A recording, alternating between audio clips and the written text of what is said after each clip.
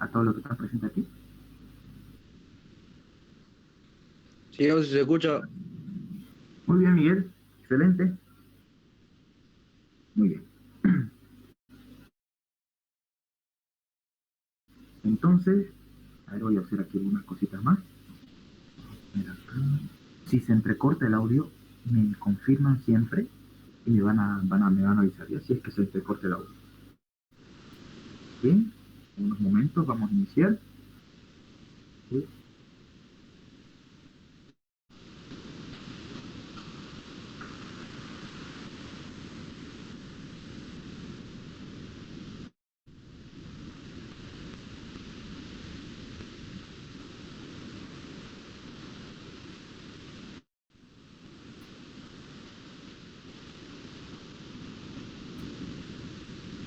La primera parte que vamos a ver hoy, que va a ser semiología gastrointestinal, parte 1, va a ser todo lo que es examen complementario junto a la parte teórica del examen físico. Lo que más se pregunta, lo que más se pregunta en esta pequeña parte de los exámenes, van a ver que entran varias preguntas de examen. Y yo para esto quiero que atiendan, pregunten, si tienen dudas, pregunten. ¿Ya? Lo importante aquí es que todos aprendamos, tanto ustedes como yo, que esto también es un proceso de formación. Entonces, vamos a iniciar rápidamente y me van a confirmar si se ve o no se ve la pantalla. ¿Alguien si me dice si está grabando la clase, por favor? ¿Alguien? ¿Alguien está grabando? Disculpe. Sí, yo voy a grabar. Muy bien, María. Excelente, gracias. Entonces vamos a iniciar rápidamente porque tenemos mucho contenido por ver hoy y solamente ver la primera parte. Si se escucha entrecortado, me avisan. ¿Listo? Y si se ve la pantalla, ¿lo están viendo? ¿Se ve la pantalla? Sí. Sí, ahora sí se ve. Muy bien. Si se entrecorta mi audio, no se olviden. Díganme, abran su micrófono o escriban en el chat. O escriban en el chat incluso las respuestas. Si yo les pregunto alguna cosita, escríbanlo o abran su micrófono y me avisan si es que se corta mi audio. Para que vuelva a repetir. Dudas que tengan, volvemos a repetir de nuevo, una y otra vez hasta que se aprenda. ¿Listo? Vamos a iniciar entonces rápidamente con semiología del aparato gastrointestinal. ¿Listo? Vamos a ver lo general primero, a nivel intestinal. Vamos a ver lo general, que lo va a dar mi persona, el auxiliar Rolando en el Rivas. Ya con esto sería el segundo año dando la cátedra de semiología. Bien, entonces vamos a iniciar rápidamente. Siempre en semiología gastrointestinal, y esto quiero chicos que ustedes lo tengan siempre presente, siempre, necesitamos exámenes complementarios. Y uno de los exámenes complementarios que se pide en emergencia, de manera urgente, es la radiografía de abdomen simple. Este estudio de aquí que están viendo ustedes en pantalla se llama rayos X de tórax, de abdomen simple. ¿Ya? Rayos X o radiografía simple de abdomen. Así se le puede decir. Es simple porque no tiene contraste. ¿Ya? Miren, entonces, ¿qué es lo que yo primero tengo que ver en toda esta parte de lo que es la semiología y la parte de los exámenes complementarios? Vamos a iniciar así con este examen complementario que es el rayos X de abdomen. Es simple, ¿por qué? Porque no veo un contraste, no hay un contraste. Directamente lo que veo es la parte ósea, aquí las costillas. Primero siempre la descripción lo tienen que hacer de afuera hacia adentro en la radiografía de abdomen. Aquí veo la cresta ilíaca, espina ilíaca anterosuperior, anteroinferior. Aquí está la cintura pélvica, la cabeza del fémur, el hueso ilíaco, coxal y aquí el famoso sacro, ¿no? Entonces yo así inicio la parte de exámenes complementarios junto a la semiología, que es un dato interesante que ustedes tienen que saber bien. Miren, lo importante es siempre de afuera hacia adentro. Vamos a ver aquí en las partes óseas, las vértebras, ¿eh? La duodécima, la onceava y la duodécima costilla, que son flotantes. Y aquí le dije la cresta ilíaca. ¿Qué más veo en las partes blandas, en las partes óseas? Las partes óseas, mire, veo acá a las vértebras lumbares, ¿no? L1, L2, L3, L4 y L5. Aquí está el número 5, de L1 a L5. Son las vértebras lumbares. Y desde L1 se observa muy bien un músculo, aquí un borde de un músculo. ¿Cómo se llama, chicos, este borde de este músculo? El psoas. Eso, muy Todas. bien. Excelente, muy bien. Es el músculo, es el borde del músculo psoas ilíaco, ¿no? Entonces, mire, este es el músculo psoas, su borde. Y nosotros tenemos que ver así, si nosotros vemos el borde del músculo psoas, es que la rayos X está bien tomada. ¿Qué más vemos acá, chicos? Al ladito del reborde del músculo psoas vemos aquí otro borde. ¿Qué sombra es esta? ¿Qué borde es este? Borde renal izquierdo, ¿no? Y aquí está el borde renal derecho. Entonces, yo me guío con el músculo psoas y es importante que yo note esa línea, mire, paralela. Es importante que yo lo vea. ¿Por qué? En la rayos X me permite ver si está bien tomada y también si no se ve una parte o un borde de este músculo psoas en la rayos X de abdomen, voy a pensar tal vez en que hay algún hematoma, algún absceso, ¿ya? Alguna obstrucción a ese nivel, alguna hemorragia abdominal. Entonces, todo eso yo tengo que ver todo a detalle. ¿Qué más veo en partes blandas? Miren, acá los niveles de aire, miren, de los intestinos. Es normal que yo vea unos 3, máximo 3, ¿no? Si yo veo varios, ya tengo que ver que el paciente tiene muchos gases, tal vez. Pero el paciente lo tiene que tomar, se tiene que tomar los rayos X abdomen en ayunas, ya lo posible, y que no tenga muchos gases, para que se visualice bien las estructuras anatómicas. Entonces, miren, aquí veo la parte del sacro, la unión con el hueso coxal, ¿no? Entonces, todo eso yo tengo que ver, y aquí es la región de la vejiga, aquí abajo, ¿no? Y de los genitales. Entonces, aquí, en la parte rayos X simple de abdomen, eso yo tengo que ver. Uno por aquí, una burbuja gástrica por aquí, que esta representa la flexura cólica derecha, donde hay aire. Normal que yo vea en ayunas 3 máximo. Yo veo más, es porque el paciente está con muchos gases y puede ser tal vez porque ha comido algún alimento o tiene alguna infección bacteriana. Entonces todo eso yo tengo que valorar en la parte de semiología y también obviamente con los exámenes complementarios, ¿no? Entonces ya hemos visto la parte simple. Esta es una radiografía de tórax, digo radiografía de abdomen AP. Siempre me chipo con tórax y abdomen, ¿no? AP. ¿Listo? Antero-posterior, por si acaso. Anótenlo bien. Y acá es una radiografía de abdomen lateral, donde aquí normalmente yo la pido, normalmente esta rayos X lateral, para ver la columna vertebral y cómo está en su formación antero-posterior. Entonces, para eso nomás me sirve la parte lateral más que todo. Y aquí viene, se ve, aquí, burbuja, ¿no? De aire. Normal que haya en el colon. ¿Ya?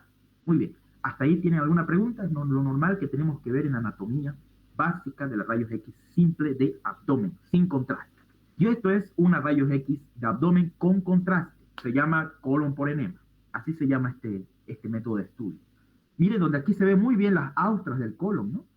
Colon transverso, aquí está el ciego, colon ascendente, flexura cólica derecha, colon transverso, flexura cólica izquierda, colon descendente, colon sigmoide y el recto. ¿Cómo se llama, chicos, el estudio? Rayos X de abdomen con contraste o colon por enema. Muy bien, excelente. ¿Qué usa el médico para que haya este contraste todo el colon? ¿Usa qué componente químico? Usa el bario. ¿Ya? Anoten bien eso. Usa el bario. Se llama contraste baritado colon por enema. ¿Ya? No se olviden. ¿Y para qué me sirve este estudio? Es normal que yo vea aquí las austras del colon. ¿Ya? Colon por enema. Y miren acá en la parte derecha, aquí, ¿para qué me sirve, mire, este colon por enema? Me sirve, mire, para diagnosticar incluso esta enfermedad muy común que aparece a nivel del colon sigmoide y del colon descendente, principalmente, que se llama la enfermedad diverticular. Mire, donde aquí se ve unos divertículos que salen a la superficie, están en la superficie del colon. Mire. Y esta parte del colon está muy atrofiado, ¿no? El colon descendente. Normalmente el colon descendente es un poco de menor calibre que los otros. Ya anoten bien eso. El colon descendente normalmente es de menor calibre, pero aquí, miren, está mucho más atrofiado el colon, frecuentemente en la enfermedad diverticular. ¿Ya? Entonces, si nosotros vemos eso, vamos a ver que La rayos X simple es esta de acá, que no tiene mucha información, solo me sirve para ver si hay alguna obstrucción, alguna inflamación, alguna alteración a nivel de las columnas, a nivel de la columna lumbar. Para eso nomás me sirve la parte simple, para ver alguna obstrucción intestinal. Sin embargo, la parte con contraste me sirve para ver alguna normalidad en el colon, en sus vías y en su trayecto del colon, que es más frecuente donde haya los daños, ¿no? Más frecuente en las enfermedades a nivel del colon, alguna tumoración. Entonces, para eso me sirve este estudio que se llama colon por enema. ¿Bien?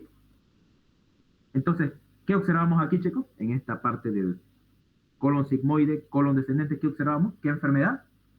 Esto es normal y esto es patológico. ¿Qué observamos? Enfermedad diverticular. Muy bien. Diverticulosis, ¿no? Así se llama. Entonces, terminando eso, la parte simple y con contraste de los rayos X de abdomen, ya hemos visto esto. Ahora, ya sé cuáles exámenes complementarios voy a pedir en urgencia, ya lo sé. Ahora, como ya lo tengo esto en la mente, yo sé que me va a ayudar. Ahora sí, lo tengo en la mente eso y voy a empezar con el interrogatorio. Siempre la semiología a nivel del abdomen, siempre cualquier parte del cuerpo que yo quiera saber alguna información, siempre inicio con interrogatorio al paciente. ¿Listo? Siempre hablo acerca de la filiación, ¿no? La edad del paciente. Es importante saber que el paciente, mientras más infantes sean, los pacientes niños, los infantes, los lactantes menores, los que están en etapa preescolar, escolar, pues sufren frecuentemente procesos inflamatorios, abdominales, por rotavirus, por algún parásito, por alguna infección bacteriana.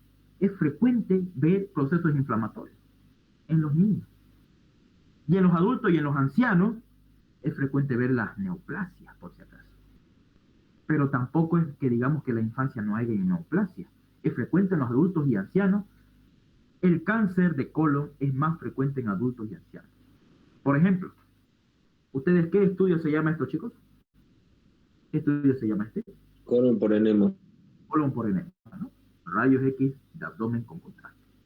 Miren, ¿qué observan aquí? Todo el colon sigmoide, colon descendente, flexura cólica izquierda, colon transverso, así viene al contraste, y pasó por una parte y se estrechó y volvió a teñir la parte del colon. Incluso tiñó un poco el intestino delgado, que tiene una forma vertical. Así yo identifico en el colon por enema, yo así identifico el intestino delgado, que tiene un calibre menor y tiene un trayecto vertical. ¿Listo? Colon transverso, todo esto es colon, es el intestino grueso, todo esto es el intestino grueso, y esta parte de aquí delgada y en forma vertical es el intestino delgado. Así lo identifico, sencillamente. ¿Cuál es la alteración que ustedes ven acá? ¿Qué parte del colon está afectada? Colon ¿Cuál está descendente. colon descendente? ¿Cómo se llama este signo de acá? Me parece como una parte mordida. ¿Quién se acuerda de ese signo y lo han visto seguro en TikTok? Se llama signo de la manzana mordida, ¿no? O signo de la estrechez neoplásica del colon. ¿Qué pasa aquí? En esta parte de aquí, miren, del colon está estrecho. Debería ser así normal como este. Todo el trayecto. Pero en este caso, en esta parte del colon por enema se ve una estrechez. Y eso es frecuente, el signo de la manzana mordida es frecuente en el cáncer de colon, que aparece en el colon descendente, digo, en el colon ascendente y en el colon descendente. No se olviden esto, el cáncer de colon, chicos, aparece más frecuentemente en el lado derecho del colon, colon ascendente. Y en el colon descendente también, pero es un poco menos frecuente. Entonces no se olviden, chicos.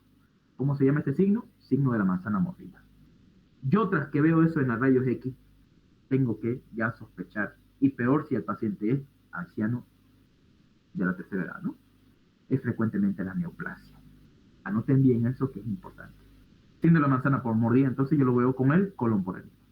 Hasta ahí, todo claro, ¿no? Si tienen preguntas, pregunten, levanten la mano y yo me encargo de responder. ¿Listo? Hasta ahí hemos visto la edad. Vamos a ver el sexo. En pacientes varones es más frecuente las neoplasias del labio, lengua. ¿Por qué? Porque consumen la hoja de coca, ¿no? Se ha visto en nuestro medio eso. O también porque fuman, ¿no? Cáncer de esófago también, cáncer de estómago, gastritis, úlceras y enfermedad de Crohn es frecuente en los varones. ¿Sí? Y en las mujeres, como en esta parte las mujeres tienen más predisposición a tener litiasis por cálculos renales, cálculos biliares y cáncer de vesícula, es más frecuente que las mujeres tengan. ¿Por qué? Porque más fácilmente hacen cálculos biliares las mujeres, por su misma parte de sus hormonas, de sus alteraciones hormonales. Hacen cálculos, chicos, de colesterol, etcétera, etcétera. Se ha visto más frecuente en estas mujeres, ¿no? Y también son más estreñidas, las pacientes femeninas son más estreñidas siempre, obviamente, que el varón, ¿no? Y siempre, ¿ya? Entonces, chicos, ya hemos visto las diferencias que tenemos que preguntar siempre.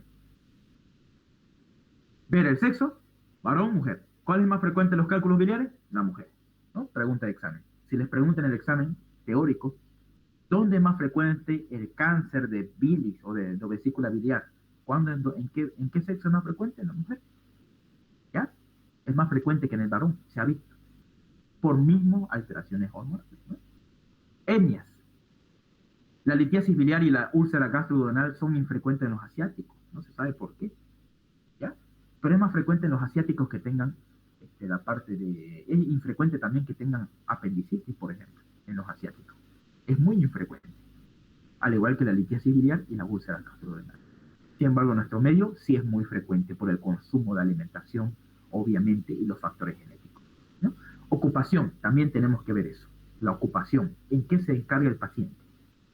Por ejemplo, por ahí el paciente no tiene tiempo para ir al baño, incluso todo el día se para estreñido durante varios días.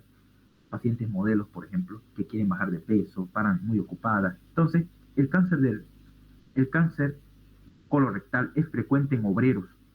Ya se ha visto que es muy frecuente en pacientes que manejan petróleo. ¿Ya? El prurito anal y las hemorroides es muy frecuente en pacientes que conducen autos porque no hacen actividad física. Las hemorroides entonces son esto, mira chicos, en esta imagen se ve que es frecuente que se vea en pacientes taxistas, en conductores, en aquellos que manejan camiones durante varios días para ir de departamento a departamento. Entonces aquellos conductores que están mucho tiempo sentados tienen un estado de sedentarismo. Entonces todos esos músculos que están en la región perineal empiezan a debilitarse. Y también los músculos que están a la región del ano empiezan a debilitarse y producen las famosas hemorroides. Venas hinchadas e inflamadas. Esa es la hemorroide, chicos. Y es una molestia porque tiene unas complicaciones que son las fístulas enteritas. Entonces, chicos, las hemorroides, no se olviden que es frecuente en estos pacientes que tienen esta ocupación. También es frecuente al tener hemorroides a que desarrollen abscesos perirectales, ¿no? Es importante saber eso, gracias a la ocupación que tiene mi paciente. Lugar de residencia también es importante saber, por ejemplo, el paciente que vive en Camiri o en lugares donde es endémico la parte de Chagas, de la enfermedad de Chagas, es frecuente que tengan estreñimiento por megacolon chagásico, ¿no? Lugar de residencia. Hay que preguntar todo eso. ¿De dónde viene mi paciente? Camiri, no sé, de Penny. Todo eso hay que aprender, hay que preguntar. No se olviden eso, chicos. Edad, sexo, etnia, ocupación y lugar de residencia. Siempre tomarlo en cuenta en la afiliación. Y preguntar siempre, ¿cómo, cuándo, dónde, a qué y por qué? Todo eso tenemos que preguntar, cómo, dónde, cuándo y por qué al paciente. ¿Cómo le sucedió esto? ¿Cuándo? ¿Desde cuándo tiene esto? ¿En dónde? ¿En qué parte del abdomen? Así. Por ejemplo, si le dolió al paciente en fosa ilíaca derecha, le va a decir al doctor, me duele, doctor, a este nivel de acá, aquí mi vientre abajo me duele. Y parece que viaja el dolor, entonces uno ya tiene que pensar, pues, ¿no? Peor si ya tiene un hábito, una alimentación alterada, no se alimenta bien, ¿ya? Entonces, todo eso yo tengo que preguntar. ¿Cómo inició? ¿Cuándo inició? ¿Dónde? ¿En qué parte del abdomen? ¿A qué se atribuye los efectos, los síntomas que tiene? Por ejemplo, si el paciente le dice, doctor, tengo dificultad, no puedo tragar bien los alimentos, tengo excesiva dificultad para alimentarme, siento que me voy a ahogar y no puedo tragar los alimentos. ¿Eso qué significa, chicos? ¿Qué tiene? ¿Qué terminología médica tiene ese paciente? Si el paciente dice que tengo dificultad para alimentarme, no puedo tragar los alimentos. Eso se le llama Disfagia. disfagia. Muy bien. Ahora, yo pienso en disfagia y tengo que pensar, ¿esa disfagia es obstructiva o es una disfagia motora? Todo eso yo tengo que pensar. Bien, si es una disfagia obstructiva, ya tengo que pensar en la... Si es más de 40 años, igual tiene el paciente, ya tengo que pensar en divertículo decente, por ejemplo, ¿no? Y entonces yo tengo que hacer un tratamiento de acuerdo, o una calasia esofágica puede tener mi paciente. Entonces todo eso yo tengo que tomar en cuenta en el interrogatorio. Bien, antecedentes patológicos, también es importante saber los antecedentes. Si alguna enfermedad tuvo, tal vez ya se le quitó la vesícula. Entonces, cuando tuvo la vesícula ya no es lo mismo la alimentación, chicos. ¿Ya? No se olviden eso. Un paciente que se le quita la vesícula no es lo mismo la alimentación. Tiene que cuidarse. No consumir ya muchos alimentos grasos, ¿no? Antecedentes familiares también. Por enfermedades genéticas que se pueden transmitir de familia a familia, como una de esas es la enfermedad de Ormond, chicos. La enfermedad de Ormond. ¿Qué significa o qué es la enfermedad de Ormond? Significa fibrosis retroperitoneal. Miren, aquí se ve una tomografía de abdomen, una tomografía axial computarizada de abdomen, donde yo aquí observo a nivel de la región retroperitoneal, a nivel del duodeno incluso, y a nivel de los riñones, observo, miren, una masa que rodea, una masa, ¿no? Alrededor de la aorta incluso. Entonces lo rodea, mire, todo eso lo rodea, lo aprieta, una masa. Se llama fibrosis peritoneal. Yo veo así una masa alrededor que infiltra y puede producirme lo que es la famosa, ¿cómo se llama, chicos? La acumulación de orina en los riñones. ¿Cómo se llama eso? Acumulación de orina en los riñones. Le llama hidronefrosis, ¿no?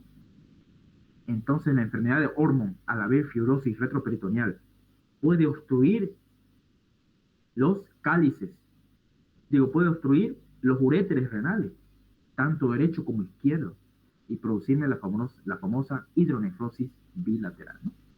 Entonces, chicos, eso es importante tomar en cuenta. Enfermedades, antecedentes familiares, antecedentes patológicos. ¿Bien? Todo, miren ¿qué radiografía, chicos, es de esto? Es una radiografía de abdomen con contraste o simple. Sin contraste. Simple. Es simple, muy bien. Y aquí se ve, mire, acumulación de líquido a nivel del área renal, mire. Entonces, para eso también me sirve la rayos X simple de abdomen, para ver alteraciones renales, para ver alteraciones del músculo psoas, para ver alteraciones óseas de las columnas lumbar, para ver de la cintura pélvica, para ver vejiga. Mira, aquí se ve incluso acá abajo algunos cálculos a nivel de la vejiga y también para ver los uréteres, el trayecto ureteral, ¿no? Alguna enfermedad a nivel también intestinal y también del colon. Para varias cosas me sirven las rayos X simple de abdomen, ¿ya? Y no se olviden, también se pide en pediatría. También se pide rayos X simple de abdomen. Entonces, con esto, fibrosis retroperitoneal igual a enfermedad de Ormond, con antecedentes familiares. Hay que tomar mucho en cuenta eso. Entonces ya nos salimos del interrogatorio. Hemos visto toda la alta gama de enfermedades que podemos nosotros ver con el simple interrogatorio. Ya podemos dar el diagnóstico y pedir exámenes complementarios. Ahora, ¿qué nos toca ver? El examen físico de abdomen. ¿Cómo iniciamos, chicos, el examen físico y cuál es el orden que se tiene que realizar para el examen físico de abdomen? ¿Cuál es, chicos? Primero, la inspección, ya sea somática o general, hemática local o general. Primero hacemos la inspección y luego ¿qué hacemos? La Ocultación. ocultación. Después ¿qué hacemos? Percusión. Muy bien. No. Y Palpación. de último palpación. Ese es el examen y esa es pregunta de examen. ¿Ya? ¿Cómo se hace el examen físico de abdomen? Se inicia con inspección, ocultación, percusión y de último la palpación. Bien, no menos importante tampoco, pero vamos a ver aquí ahorita la inspección. En la inspección tenemos que ver varios parámetros. El hábito exterior, cómo está el paciente, cómo está la actitud, cómo está la facie, ¿ya? Hábito exterior, la facie, la constitución, el estado nutricional, anomalías de la piel, todo eso yo tengo que ver en la inspección somática general. No se olviden, hábito exterior, facies, constitución, estado nutricional y anomalías de la piel. 5 parámetros en la inspección somática general. Anoten bien, eso normalmente pregunta el doctor Terrazas en los exámenes prácticos. Hábito exterior, tienen que poner, ¿qué más? Tienen que poner la constitución, las facies, el hábito, el estado nutricional y la parte de anomalías de la piel. Entonces, primero vamos con el hábito exterior. Sencillo, tenemos que ver cómo está el paciente, cómo mejor se posiciona. Si nosotros vemos aquí un paciente así, que prefiere estar echado, incurvándose, ¿qué posición se llama esto, chicos? ¿Qué posición es esta? Posición fetal, ¿no? Esta es una posición fetal. O gatillo de fusil, igual le dicen 921. ¿Cómo? Gatillo de fusil le dicen igual esa posición o no. Igual, sí, muy bien, está bien. Gatillo de fusil, le dice, muy bien. Posición fetal, gatillo de fusil. Y cuando los pacientes se agarran bajo vientre, ustedes lo van a ver al paciente cuando le duele, está echado en la camilla, ustedes lo están atendiendo y le duele y se aprieta el vientre y tiene un dolor fuerte. Mira, aquí dice, el dolor se alivia en posición fetal y presión bajo vientre. ¿En dónde lo vemos eso? En los dolores de las úlceras pépticas, ¿ya? En las úlceras pépticas. O sea, úlceras en el estómago o en la primera porción del duodeno. Esas son las úlceras pépticas. Si ustedes les preguntan qué son úlceras pépticas, son úlceras que se formaron a nivel del cuerpo o de la porción del antro pilórico del estómago y de la primera porción del duodeno. Esas son úlceras pépticas. ¿Cuál es la causa más frecuente de estas úlceras pépticas? De manera crónica, el licante pilórico. De manera más aguda, AINES. ¿Ya? Principalmente ácido acetilsalicílico, ¿no? Ácido acetilsalicílico. Entonces, chicos, anoten bien eso. Los dolores de las úlceras pépticas se alivian principalmente en posición fetal y comprimiendo bajo el vientre. Y van a ver al paciente que le va a doler de manera tremenda. Y cuando es un dolor cólico, ya no por úlcera, cuando es un dolor cólico, tipo cólico que le duele a nivel cólico biliar o un cólico, o cualquier otro cólico, puede ser biliar, cólico renal, cólico intestinal incluso, porque hay 3 tipos de cólicos. Cólico renal a nivel de los riñones, cólico biliar a nivel de la vesícula biliar y cólico intestinal. Incluso más abajito, hay también el famoso cólico menstrual, ¿no? Entonces, todos esos cólicos van a ver al paciente cuando tiene un cólico intenso, renal, vesicular, tiende a tener cambiar de posiciones de manera frecuente para aliviar su dolor. Y esa es pregunta de examen. Paciente que cambia variablemente su posición de un lado a otro lado, tenemos que pensar en cólico biliar, que es lo más frecuente, ¿no? De origen intestinal. Entonces, los cólicos, chicos, que es los espasmos a nivel de los órganos huecos, eso es un cólico, ¿ya? Espasmos musculares a nivel de los órganos huecos. Bien, entonces cambian de posición de manera continua. Ya no nomás en posición fetal, estos son en las úlceras. Cuidado que les pongan en el examen úlceras nomás. Y ustedes van a poner que se cambie cada rato de posición, no. En posición fetal o con presión bajo vientre, mengúa su dolor. ¿Listo? Paciente que tiene, hace ratito les dije que tiene dificultad para poder deglutir, se llama disfagia. Podemos observar eso en procesos esofágicos, ¿no? 2 principales procesos esofágicos que producen disfagia. Anoten. Divertículo de Schenker y acalasia esofágica. ¿Listo? Anoten bien. 2 procesos esofágicos que producen disfagia frecuentemente. Y es una disfagia de tipo obstructiva. Divertículo de Schenker y acalasia esofágica, que no está acá, no lo puse acá en la diapositiva. ¿Cómo yo hago un diagnóstico? Ya veo que mi paciente tiene disfagia. No puede deglutir bien los alimentos. ¿Cómo yo hago su diagnóstico definitivo de un divertículo de Schenker? ¿Cómo se llama esta radiografía, chicos? Radiografía cervical, anteroposterior y lateral. Yo le hago tragar al paciente un contraste que se llama bario. No se olviden que el contraste llamado bario se usa para estudiar el tubo gastrointestinal. Le hago tragar bario, miren, y justamente cuando el paciente deglute, hay una bolsita a nivel del esófago que se dibuja y se contrasta y se queda ahí el contraste, no pasa al esófago. Esto de aquí se llama divertículo. Y si es a nivel cervical, divertículo de Centner. Entonces, todo eso yo tengo que ver para poder dar un diagnóstico según la inspección somática general, ¿no? ¿Cómo se llama este estudio, chicos? Radiografía. Con contraste. Eso, con contraste. Normalmente se ve en vivo. Y ya cuando se ve en vivo, o sea, se ve cómo el paciente está deglutiendo, así una radiografía, pero lo está viendo, se está viendo en vivo, que está deglutiendo el contraste y se queda acá. El método de estudio se llama, cuando ustedes lo ven en vivo, se llama fluoroscopía. ¿Ya? Entonces, cuando está así, nomás se ven unas plaquitas nomás, sin que se mueva en la imagen, ya se llama simplemente rayos X cervical con contraste, ¿no? Paritado. Entonces, así es como se puede hacer el diagnóstico de un divertículo de Centner, ¿no?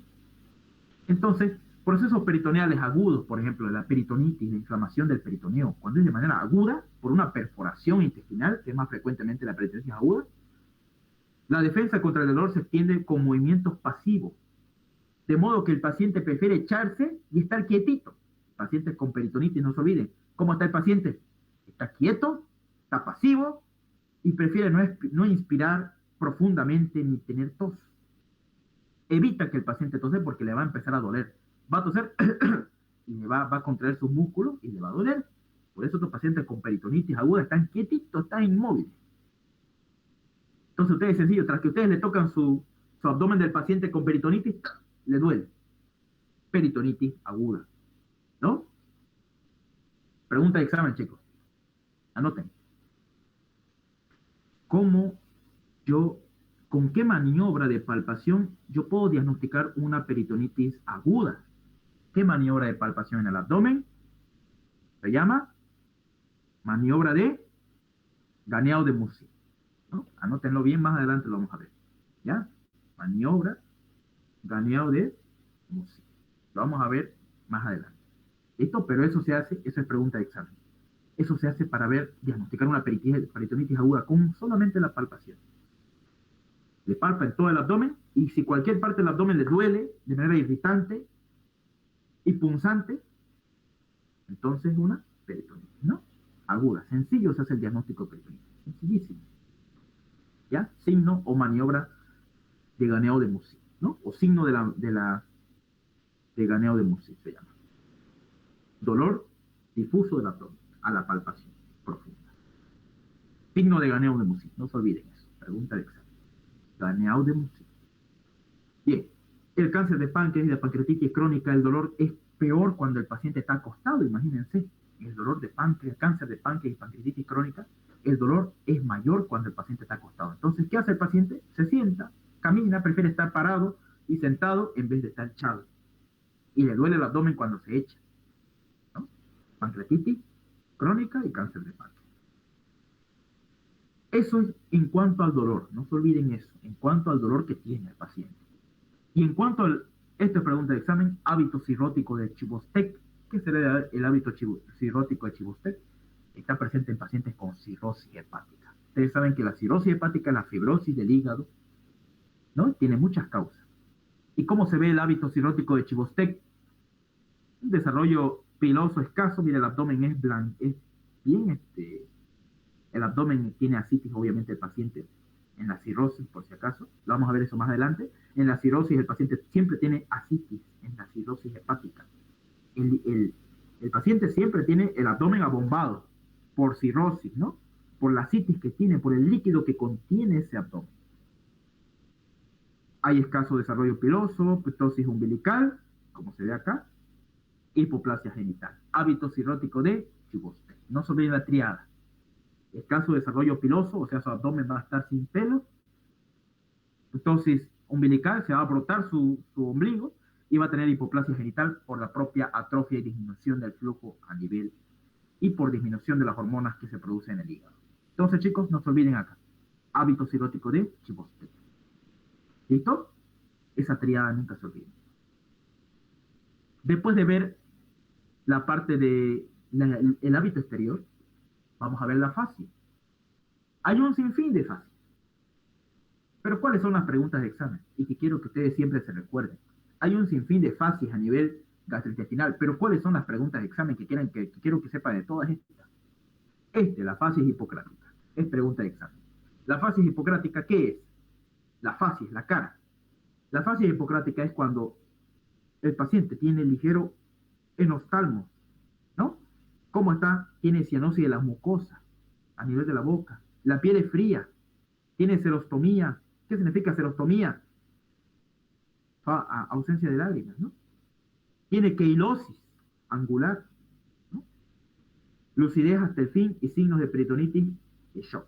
Entonces, chicos, si nosotros vemos todo esto en el examen, nos pone, se observa, cianosis, serostomía, queilosis, lucidez, signos de shock y en oftalmos. La fascia hipocrática se observa ¿en dónde? ¿En qué enfermedad, chicos? Principalmente a nivel abdominal, en la peritonitis. En la peritonitis, ¿ya? En la así, con así.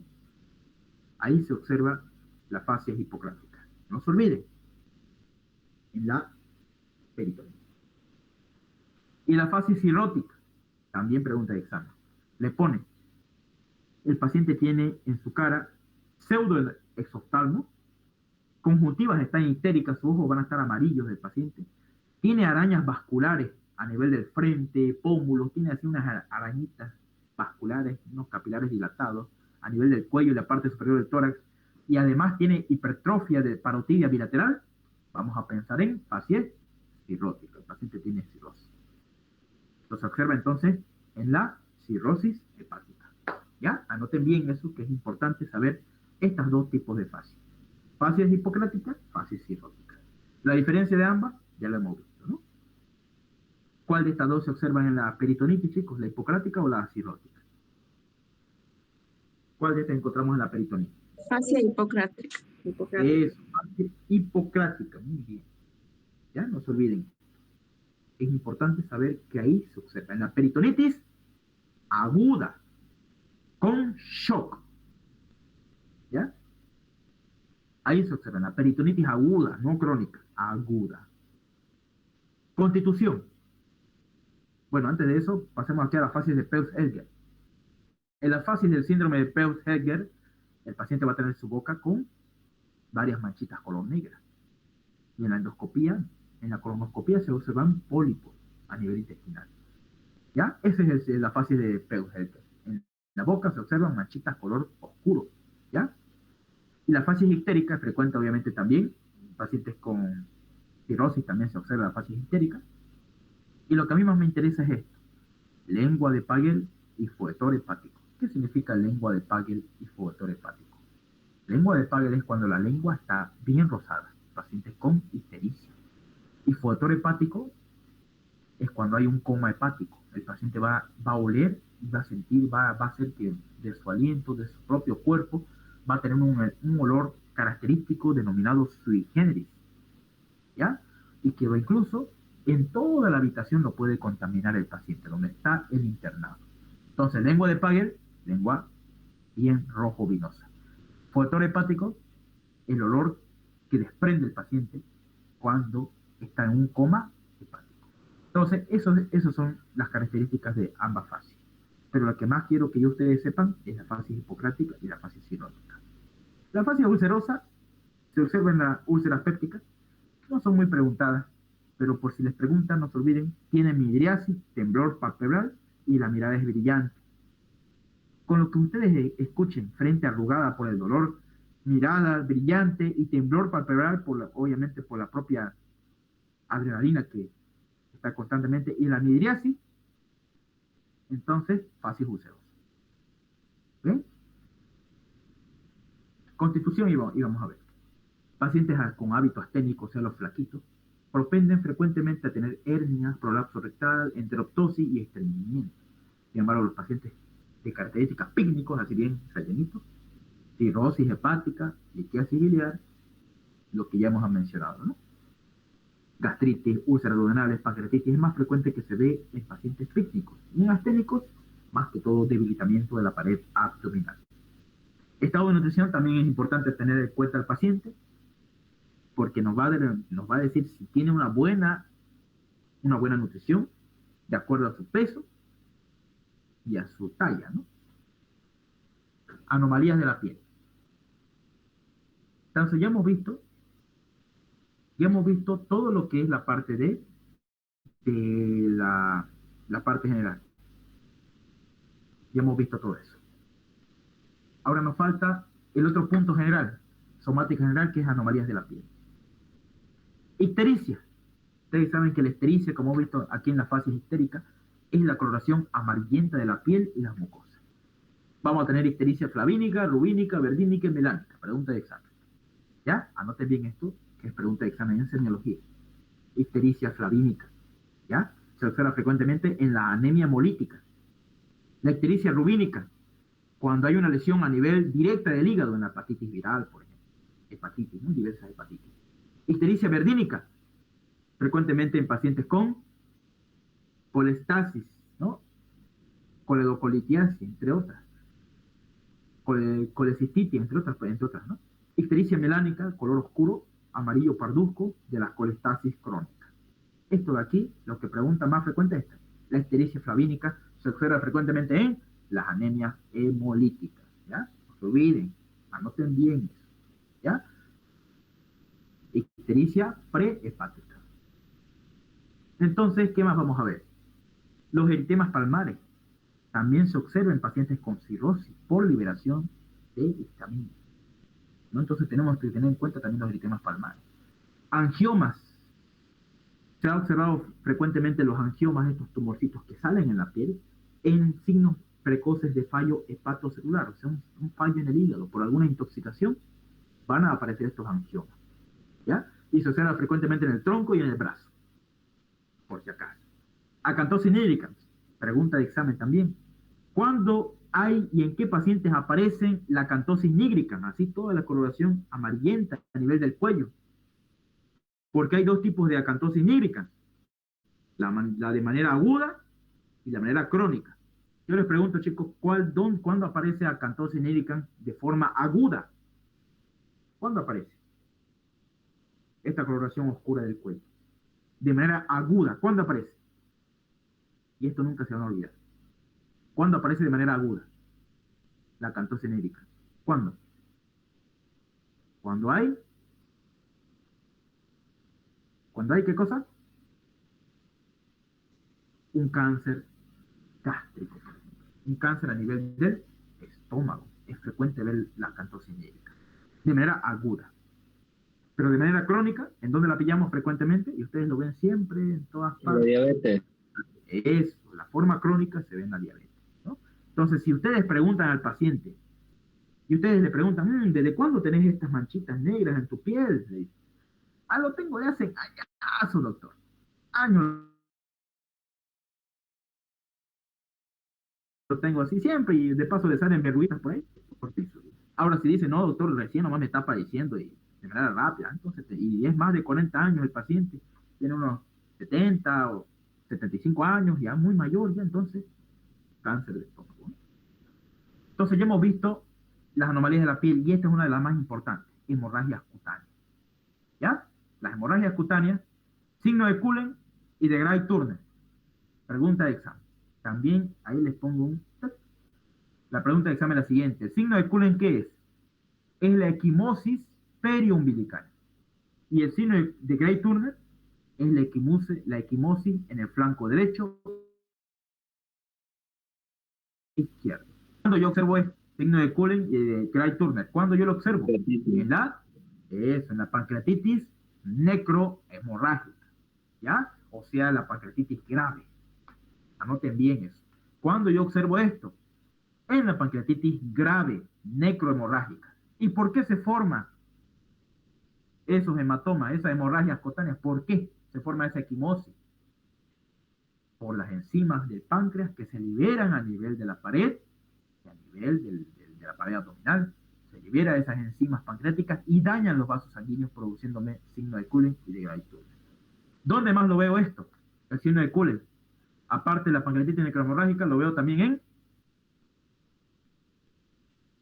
¿en dónde más lo veo? En el embarazo ectópico, roto, ¿no? En la rotura de un embarazo ectópico. Pregunta de examen. Nunca se olviden esos dos lugares donde yo encuentro signo de Cullen. Si tienen preguntas y quieren que repite algo, pregunten. ¿Listo? Vamos a seguir. Número 6. Urticaria y artropatía. Pregunta de examen, chicos. Triada de Caroli. Esto siempre preguntan en los exámenes. ¿Cómo está caracterizada la triada de Caroli? Anoten bien. La triada de Caroli sirve para relacionarse estos tres signos y síntomas con un posible diagnóstico rápido de enfermedad hepática vírica aguda. Esto de aquí preguntó un docente en semiología. La triada de Caroli de Sinere. ¿Dónde lo encuentro y cuál es la triada de Caroli? Anoten bien por si es pregunta de examen con el doctor Terraza, ¿no? Enfermedad hepática vírica aguda. Él es el que preguntaba más que todo esto en los parciales teóricos, ¿no? ¿Dónde se encuentra la triada de Caroli? La triada de Caroli es artralgia, dolor en la articulación, obviamente, fiebre y urticaria. Esos tres, si mi paciente tiene esos tres, yo puedo pensar en una enfermedad hepática viral aguda. Obviamente tengo que pedir un examen de hepático, ¿no? Un examen de perfil hepático tengo que pedir. Enfermedad hepática viral, ¿no? Aguda. Ahí hay la triada de Caroli. Artralgia, fiebre y urticaria. Nótenlo bien, es importante saber eso. Los pacientes con cirrosis frecuentemente tienen esta ginecomastia. ¿Qué es la ginecomastia? La formación y proliferación de glándulas mamarias en el hombre. Normalmente debería ser así, pero mire, se vuelve así, ¿no? Frecuentemente en pacientes con cirrosis y que están tomando esteroides o algún compuesto, o está compuesto tomando esteroides, hormonas, ¿no? Ahí se observa este tipo de pacientes. Santomas y santelasmas. Anótenlo bien eso porque es también algo importante que tenemos que tener en cuenta. Los santomas y las santelasmas es distinto. Las santelasmas se observan a nivel de los párpados, alrededor, miren, son unas placas llenas de grasa, ¿ya? Unas plaquitas llenas de grasa. ¿Qué se observan a nivel alrededor del párpado? ¿Y en qué se encuentran? En pacientes con cirrosis biliar y lipoidosis. Anoten bien eso, chicos. Los santelasmas son unas placas llenas de grasa que se observan alrededor del párpado y se encuentran frecuentemente en la cirrosis biliar. Y estos son los santomas. Son tumoraciones que aparecen a nivel de los pliegues de flexión. La rodilla, el codo, a nivel de los nudillos, se llaman santomas. ¿Ya? Anótenlo bien. Y se debe a la elevación de colesterol en la sangre, obviamente, ¿no? Muy bien, entonces, la triada de Caroli no se olviden. Pregunta de examen. Artralgia, fiebre y urticaria. Bien, y si les preguntan en su examen, en la inspección somática general se observa santelasma, se observa en la cirrosis biliar y en la lipoidosis. Eso de ahí no se olviden. Son placas amarillentas a nivel del alrededor del párpado. Bien, ¿hasta ahí alguna pregunta, alguna duda que tengan? ¿Alguna duda? ¿Alguna pregunta?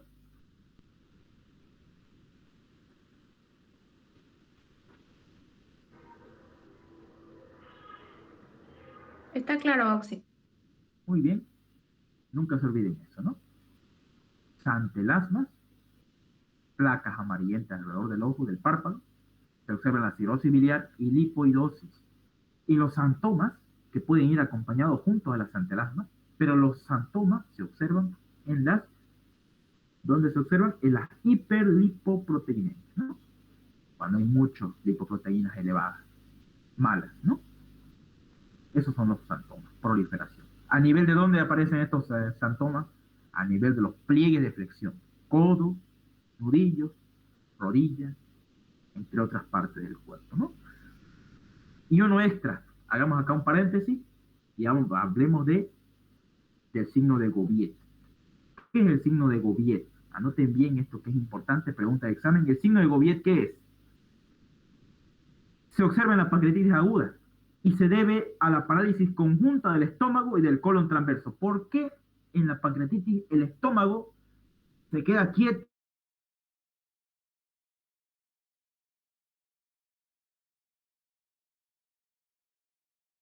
y el paciente vomita nomás y no puede el estómago hacer digestión? ¿Y por qué el colon también? ¿Cómo se llama este estudio, chicos, que están viendo acá en la imagen de abajo? ¿Cómo se llama este estudio? Tomografía. Tomografía axial computerizada de abdomen. Ahora, en esta tomografía, que es un corte a nivel del páncreas, a nivel del epigastrio, yo observo aquí lo siguiente. Miren bien. De atrás hacia adelante. Aquí el riñón derecho, riñón izquierdo. Aquí encuentro todo lo que ustedes ven aquí. Esta parte de aquí es el hígado derecho, del lado derecho. ¿No? Todo es al revés, chicos. Lo que ustedes tienen a su mano izquierda es a la derecha del paciente. Y lo que ustedes ponen aquí, tienen una vista derecha, es la parte.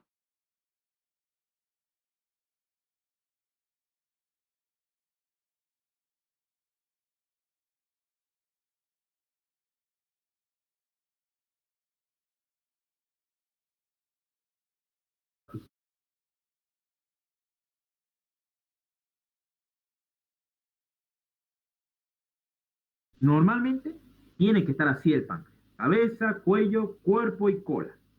Ese es su tamaño normal del páncreas en la tomografía. Y esa es la forma que tiene que tener el páncreas en esta tomografía. Ahora,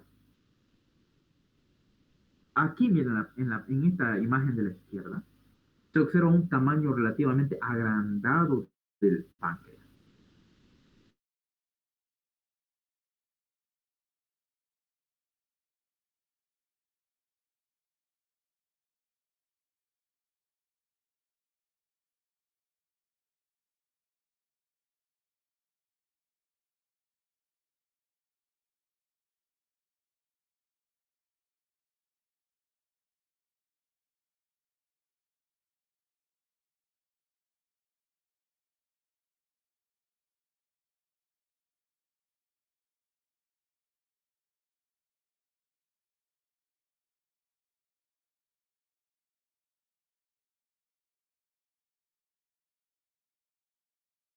Páncreas también es isodenso, pero alrededor tiene un pequeño halo que se llama edema peripancreático. Se observa en la pancreatitis aguda.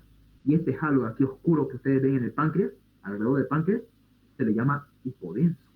Entonces, en la tomografía, así nosotros podemos evaluar el páncreas. Entonces, está el paciente en un grado 1 de pancreatitis. ¿Qué? Pancreatitis grado 1. Ahí entonces yo veo el signo de Gauvier. ¿Qué me refiere? Toda esta inflamación que tiene el páncreas en la tomografía, que yo lo puedo ver, se extiende aquí a nivel del estómago y de los intestinos, aquí del colon transverso. Si se extiende esa inflamación más allá, no se olviden, toda víscera hueca, con músculo liso, que hay una inflamación cerca, se paraliza. Esa es la regla y la ley del intestino, no se olviden. Toda víscera hueca que tiene músculo liso, si se topa cercanamente a una inflamación, significa que se va a paralizar. No se olviden eso. Inflamación del músculo liso, se paraliza. Inflamación a nivel del músculo estriado, se contrae, hace espasmo. Entonces, chicos, no se olviden eso. Importante saber. Entonces, chicos, ¿qué es el signo de Gauvier? ¿Quién me puede responder en sus propias palabras qué es el signo de Gauvier? Es cuando la inflamación del páncreas se extiende ¿hasta dónde? Hasta el estómago, hasta el colon, que son vísceras huecas, que están cercanas a él.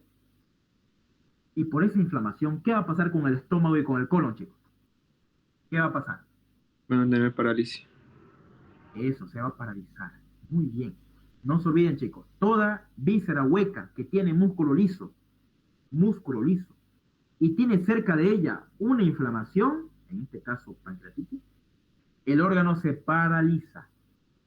Lo contrario es aquí, en los músculos de la pared abdominal, que son músculos estriados. Todo músculo estriado, cerca a una inflamación, se contrae, hace espasmo. Entonces, chicos, no se olviden, músculo liso, cerca a una inflamación, se relaja, se paraliza. Sin embargo, músculo estriado, cerca a una inflamación, hace espasmo, como se observa en la peritonitis. ¿Bien? Entonces, anotemos eso. ¿Cuál es el diagnóstico de esta tomografía? Pancreatitis grado 1. ¿Por qué? Porque hay un agrandamiento difuso del páncreas. Y acá el páncreas está de un tamaño normal y acá está agrandado. ¿No? Pancreatitis aguda grado 1. ¿Está cerca la inflamación hacia el estómago? Sí. ¿Qué le va a hacer? Lo va a paralizar. ¿Qué se llama ese signo? Signo de Gobi. Ya hemos visto entonces esas leyes que nosotros tenemos que aprender y tomar en cuenta antes de hacer junto con la semiología. Por eso le pongo métodos complementarios con semiología, mejor uno aprende. ¿Ya? Bien. Vamos a seguir entonces. Signo de Gobi, no se olviden. Parálisis conjunta del estómago y del colon transverso cuando hay una inflamación pancreática aguda que se extiende hacia estos órganos. Ya terminamos la infección somática general. Ya hemos visto el hábito exterior, cómo es la actitud del paciente, qué es lo que te dice. Ya hemos visto la facies, la más pregunta de examen es hipocrática y cirrótica, y por si acaso es facies ulcerosa. La constitución hemos visto. ¿En quién es más frecuente? ¿En los pacientes pínicos o asténicos? ¿En quién es más frecuente el estreñimiento? Pacientes asténicos. Ya hemos visto las anomalías de la piel. En pacientes con cirrosis hepática aparece eritema palmar. Ya hemos visto que el signo de Cullen y de Dark Gray Turner aparece en la pancreatitis necrohemorrágica y en el embarazo ectópico roto. Si es una mujer entonces que tiene esto, más frecuentemente sea un embarazo ectópico roto. Ya hemos visto la triada de Caroli, el signo de Gobiet, diferencia entre sarcomas y santelasmas durante el examen de infección somática general. Ahora nos vamos a infección somática local. ¿Qué vamos a estudiar? Abdomen. Primero vamos a inspeccionar la piel del abdomen. Vamos a ver la inspección de la piel. Tenemos que ver siempre el aspecto del abdomen y la pilificación. Si tiene vello pubiano, si tiene vello a nivel del abdomen. En este caso, en las ascitis, cuando hay acumulación de líquido alrededor del abdomen, eso es la ascitis, dentro del abdomen, a nivel del peritoneo, la ascitis que se acumula, esa acumulación de líquido en el peritoneo, se va a acumular y va a hacer que se desaparezca los vellos púbicos, los vellos a este nivel, los pelos que deberían ver a este nivel, desaparecen. Anoten bien eso, en la ascitis. Una cosa es ascitis y otra cosa es peritonitis, por si acaso. ¿Ya? La ascitis puede ser inflamatoria o no inflamatoria. La peritonitis siempre es inflamatoria. ¿Ya? En este caso hay una ascitis. Y este abdomen que ustedes ven aquí se llama abdomen en batracio. Me hacía reír ese término porque me hacía recordar un sapo. ¿Ya? Abdomen en batracio o también llamado abdomen de sapo. Así le dicen, ¿no? O de rana. No, yo le digo sapo. Esta es pregunta, y fue pregunta de examen. Miren. El abdomen en batracio es el abombamiento de los flancos, tanto derecho como izquierdo, en una ascitis antigua crónica. En una ascitis crónica. En este caso, no inflamatoria. Entonces, chicos, mire, esta ascitis no inflamatoria, antigua, va a hacer que el abdomen, los músculos que están en la pared abdominal lateral, se distiendan, se relajen y sean más voluminosos por la cantidad de líquido que los está empujando.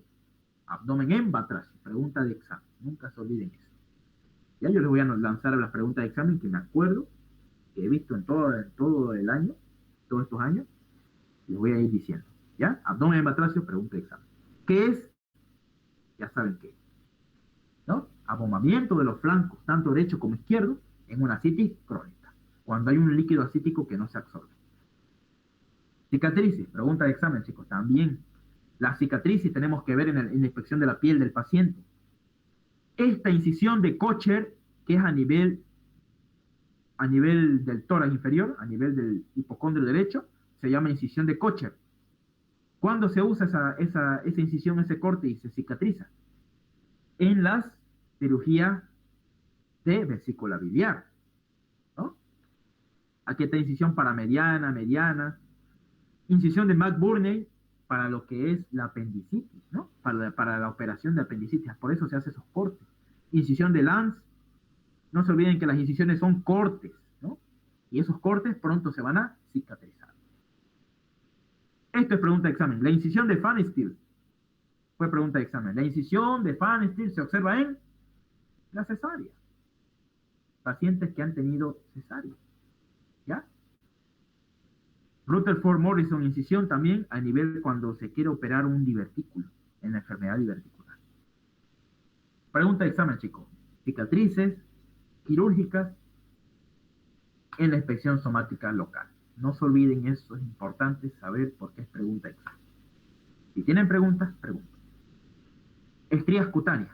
Es normal que hayan dos tipos de estrías, las vinosas y las blanquecinas. Siempre en pacientes con ascitis van a haber al inicio estrías que le van a aparecer en la parte lateral del abdomen. ¿Qué me representan, chicos, las estrías? Las estrías me representan que se han roto las fibras de colágeno, y se están recuperando. Por eso se vuelven rojo vinosas, porque se han roto las fibras de colágeno y los capilares.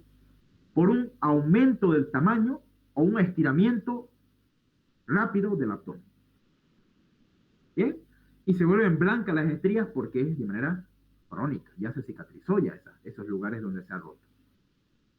Entonces, estrías vinosas son agudas y las estrías blancas son crónicas. Y así se ve en el paciente. Esto se llama hábito cirrótico de Chivostek. ¿Cómo se caracterizaba, chicos, el hábito cirrótico de Chivostek? ¿Se acuerdan? Hábito cirrótico de Chivostek. ¿Cómo se caracterizaba? La triada.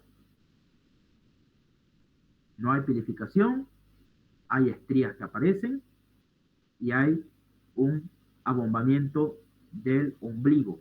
Y esta ascitis entonces frecuentemente en pacientes con cirrosis hepática. Ascitis no inflamatoria. Anoten bien. ¿Dónde encontramos este tipo de estrías cutáneas? Así con este abdomen grande. En las ascitis por cirrosis hepática, en el megacolon chagásico y en los grandes tumores que hay, que más frecuentemente son en mujeres, ¿no? Grandes tumores del abdomen. No se olviden estos tres. Trayecto fistuloso. Chicos, ¿cuál es la enfermedad a nivel del abdomen que produce fístulas? Más frecuentemente, ¿cuál es esa enfermedad? Miren, ahí mire, pasa un tenedor, creo que está pasando por ahí, ¿no? O no sé qué está pasando por ahí. ¿Cuál es la enfermedad, chicos, que hace fístulas frecuentemente? Comunicación de una cavidad con otra cavidad. ¿Cuál es, chicos, la enfermedad? Se llama enfermedad de Crohn, ¿no? No se olviden, la enfermedad de Crohn es frecuentemente que haga trayectos fistulosos en la piel. Manifestaciones hemorrágicas. ¿Qué signo se llamaba este, chicos? Miren la imagen. ¿Qué signo es ese?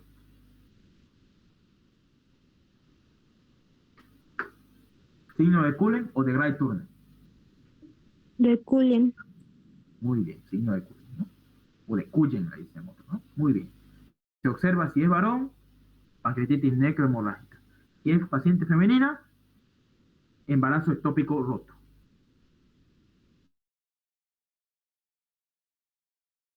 ¿Ya?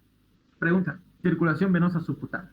También ya hemos visto trayecto fistuloso, ahora nos falta ver la circulación venosa. Chicos, cuando las venas se dilatan y ustedes ven unas venas aquí que se están dilatando a este nivel, a nivel periumbilical del ombligo, a nivel del ombligo, alrededor del ombligo, se llama circulación en cabeza de medusa. ¿Cuándo yo lo veo, chicos, esta circulación en cabeza de medusa? Pregunta de examen. Hipertensión portal.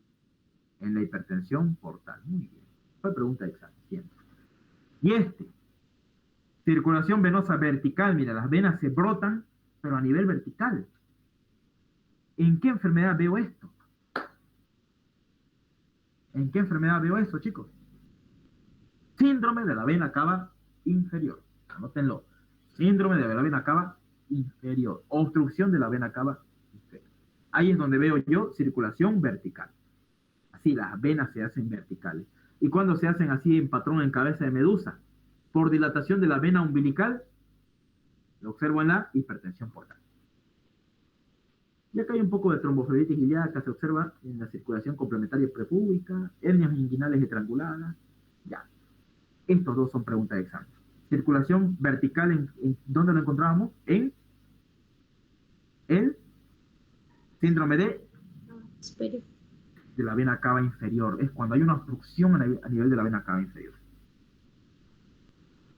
Forma del abdomen.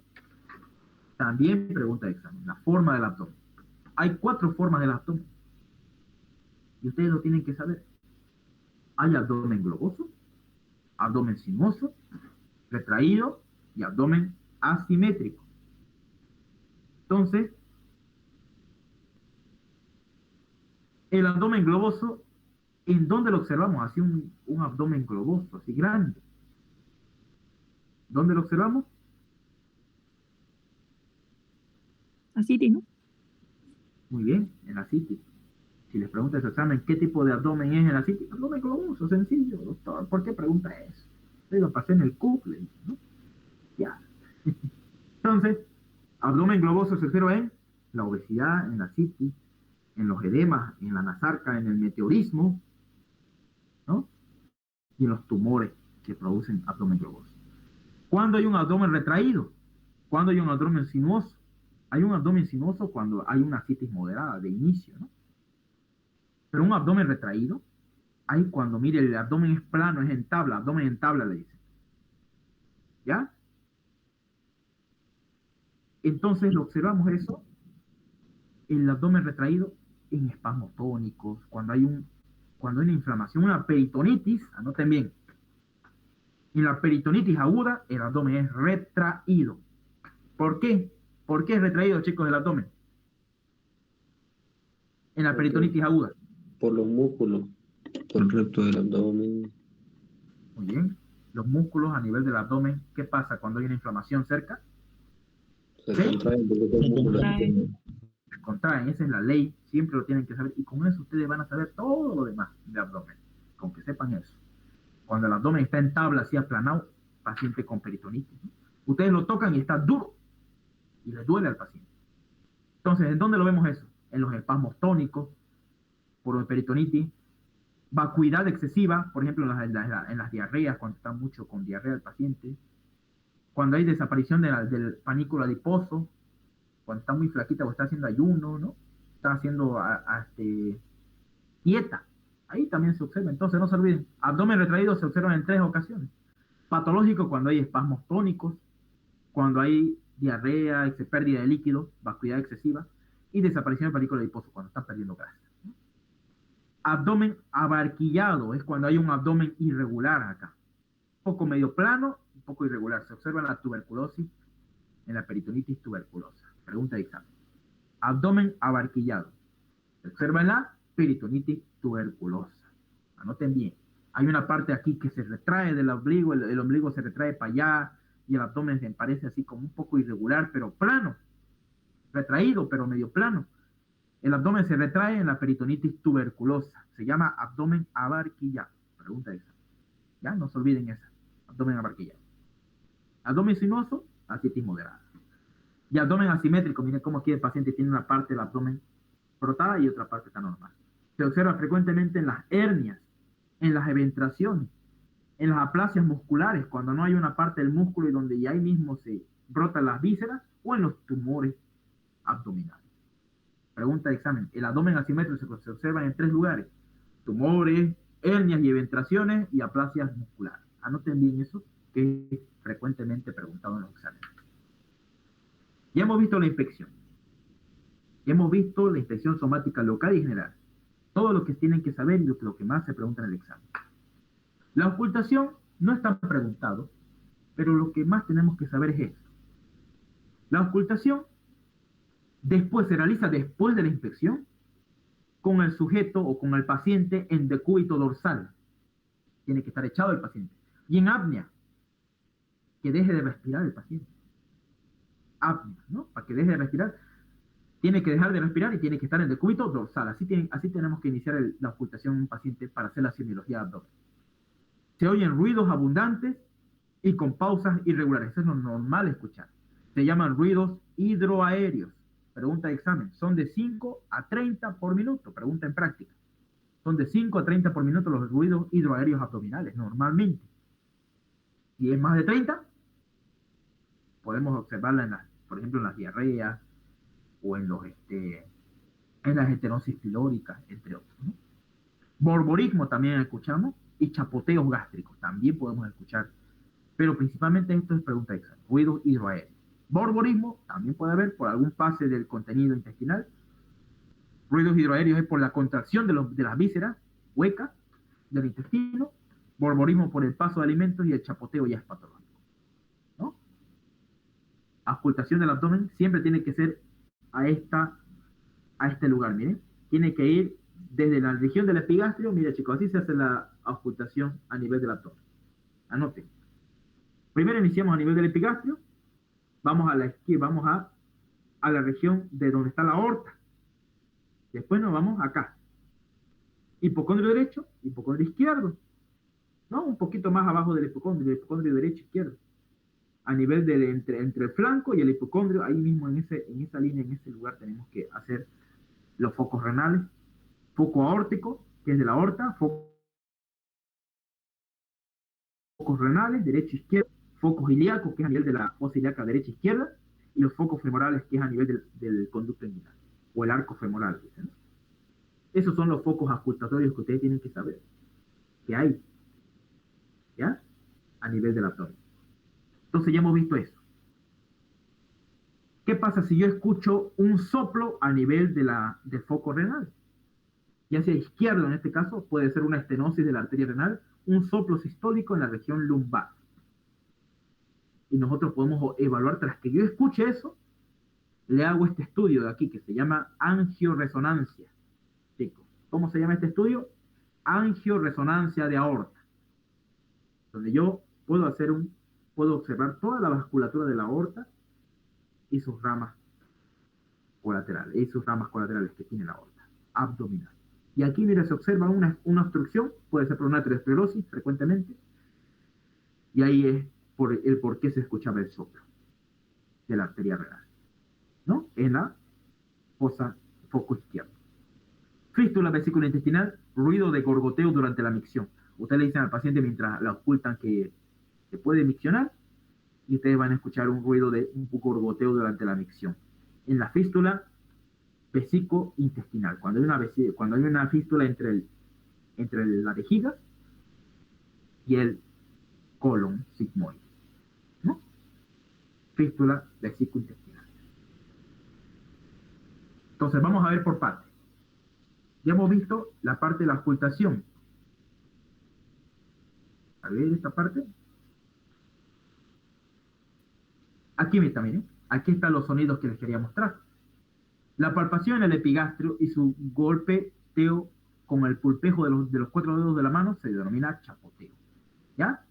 Entonces, chicos, esta es la parte de la maniobra del bazuqueo o el chapoteo gástrico. Es la presencia de ruidos hidroaéreos, indican contenido aéreo, obviamente, ¿no? Anormalmente retenido por síndrome pilórico, fase de atonía vesical. Entonces, miren, la palpación del epigastrio y su golpeteo, o sea, lo golpea y a la vez le palpatea, y ese mismo rato ausculto, con el pulpejo de los 4 dedos de la mano, hace que haya un ruido denominado chapoteo, ¿ya? Presencia de ruidos hidroaéreos, no se olviden.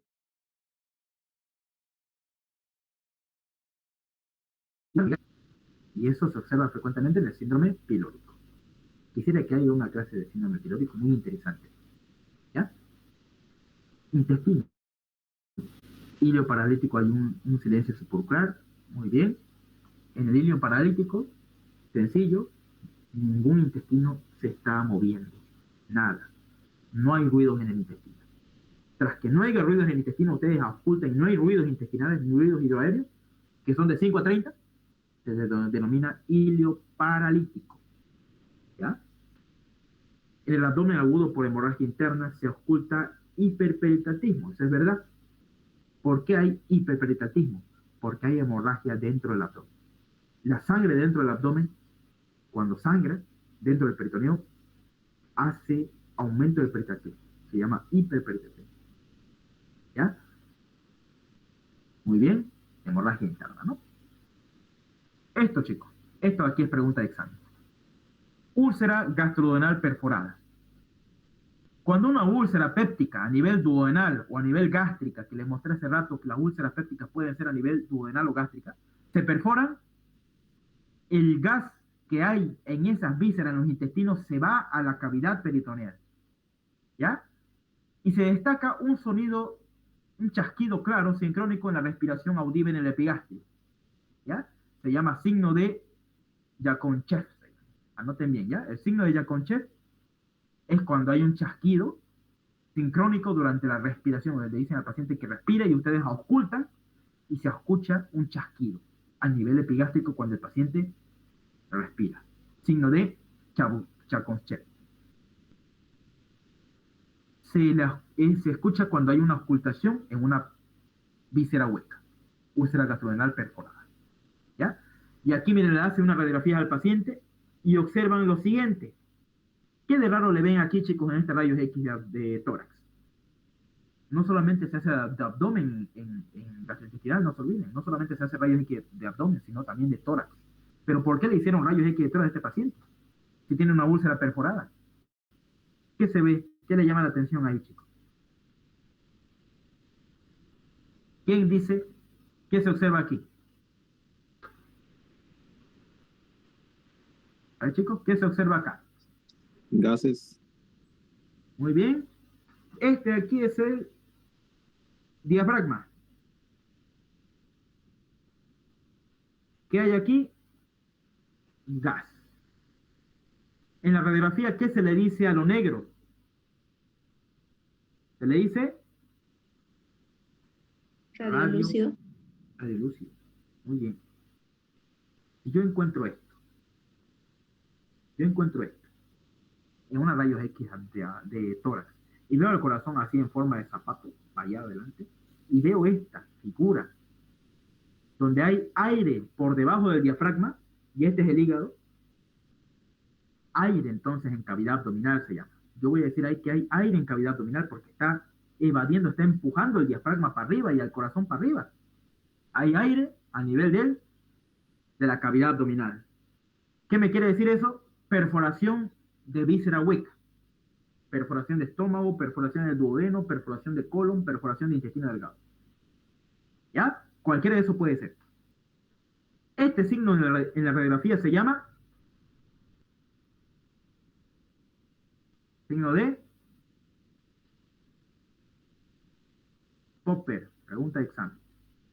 El signo de Popper se observa en los rayos X de tórax de pie, cuando el paciente está de pie, y hay aire libre en la cavidad abdominal, por debajo del diafragma y aquí por encima del hígado. Está el hígado. ¿Ya? Entonces, ¿qué signo se llama eso cuando hay gas por debajo del diafragma? En ambos diafragmas, derecho e izquierdo, se llama signo de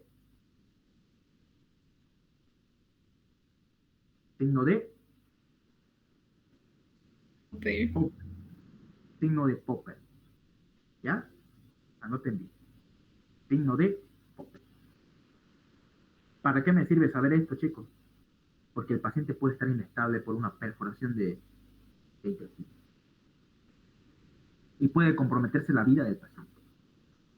Tomar en cuenta entonces bien eso. Realizar una rayos X de tórax o una abdomen. Peritoneo.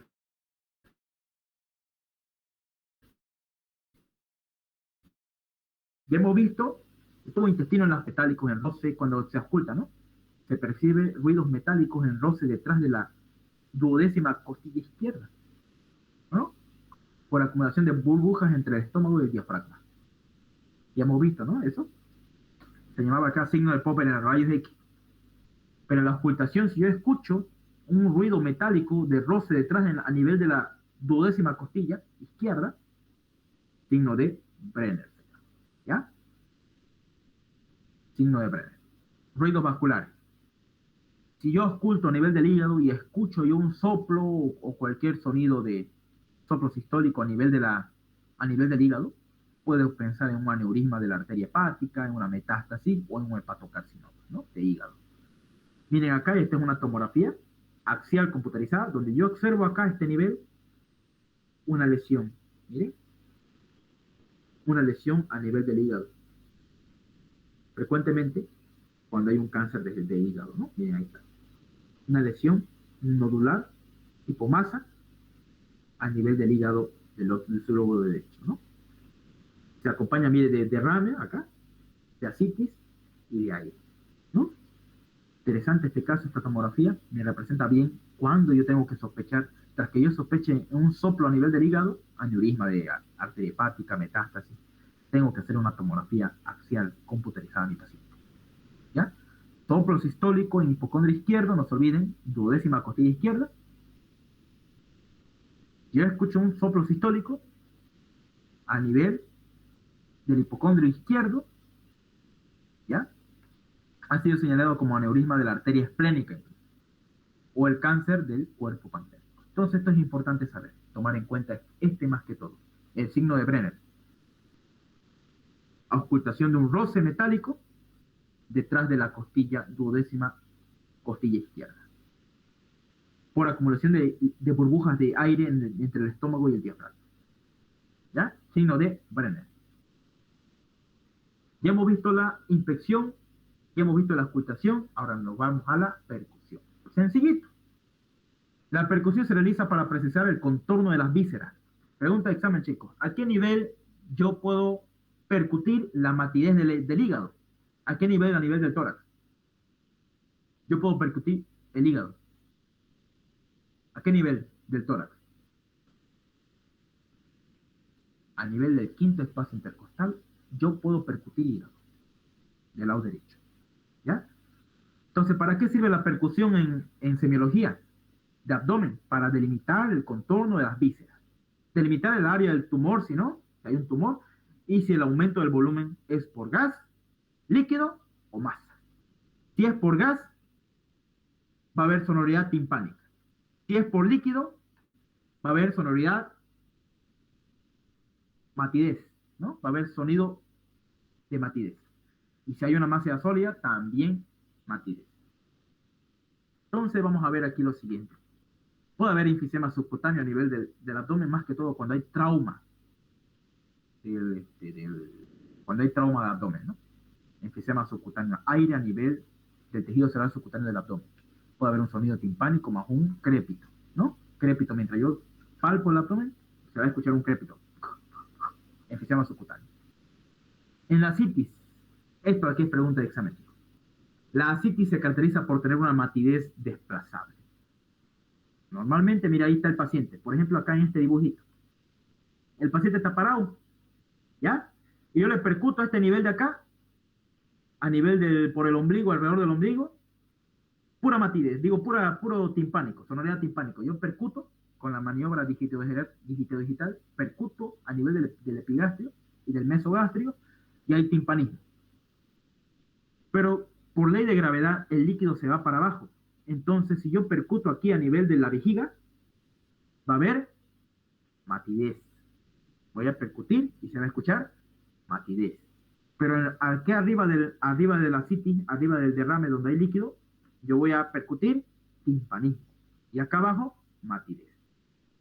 Y cuando le digo al paciente que se eche, que esté acostado, esta parte de aquí del líquido, de la matidez, se va a desplazar al lado donde esté echado.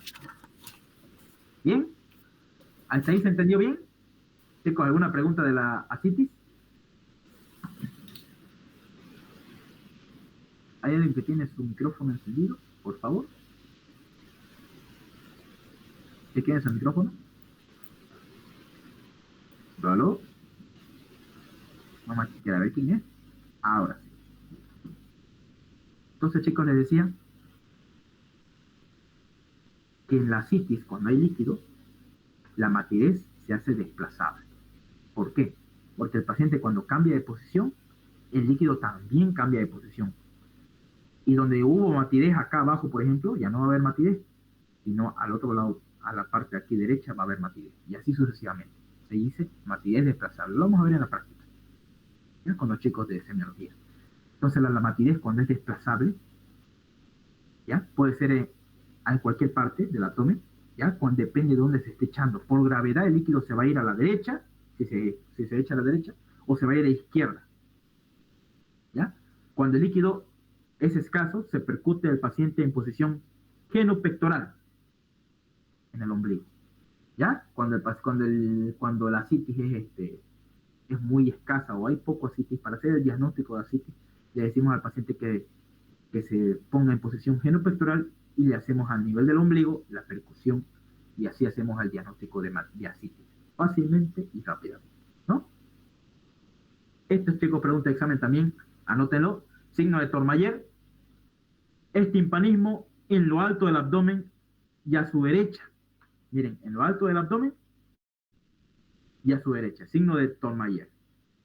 Cuando hay timpanismo a nivel alto del abdomen, a nivel del epigastrio y a nivel del hipocondrio derecho, con matidez en el abdomen izquierdo. O sea, hay timpanismo. Normalmente, chicos, ¿qué se encuentra en el hipocondrio derecho?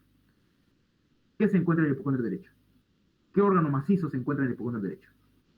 El hígado. El hígado. Normalmente cuando yo percuto hígado, ¿cómo es la sonoridad? Matidez. Matidez. Muy bien. Es seco, matidez. Pero en el signo de Tormayer, ¿qué es lo que pasa? Hay timpanismo a este nivel, a nivel del hígado hay timpanismo y a nivel del hipocondrio, del epigastrio hay timpanismo cuando percuto. Pero, chicos, yo les pregunto, normalmente cuando yo percuto aquí a nivel del hipocondrio izquierdo, ¿hay matidez o hay timpanismo? En el espacio de Traube. ¿Matidez o timpanismo hay a este nivel? Timpanismo. Timpanismo, muy bien. Ahora, el signo de Tormayer es lo siguiente, se invierten los papeles. Aquí en el hipocondrio derecho va a haber timpanismo y aquí en el hipocondrio izquierdo, donde está el espacio de Traube, va a haber matidez. ¿Ya? Eso es el signo de Tormayer, cuando se invierten los papeles. Ya no va a ser aquí solamente matidez y aquí timpanismo. Se va a invertir, el timpanismo se va a ir acá y la matidez se va a ir al otro lado. Se llama signo de Tormayer y se observa en la peritonitis tuberculosa, cuando hay una tuberculosis peritoneal. ¿Por qué? Miren, en la peritonitis tuberculosa, el líquido ascítico ya no se mueve por declive. Eso es lo interesante. Ya no se mueve por gravedad. Porque en la peritonitis tuberculosa se forman unas cavidades, ¿no? Se forman unos tabiques fibrosos. Ya no se forma solamente líquido, sino líquido con tabique. Entonces el signo de Tormayer, no se olviden, cuando se cambian los papeles, va a haber timpanismo a nivel alto del abdomen y va a haber también matidez en el abdomen izquierdo. Ese es el signo de Tormayer, chicos. ¿Alguna pregunta, alguna duda que tengan? ¿Hasta ahí?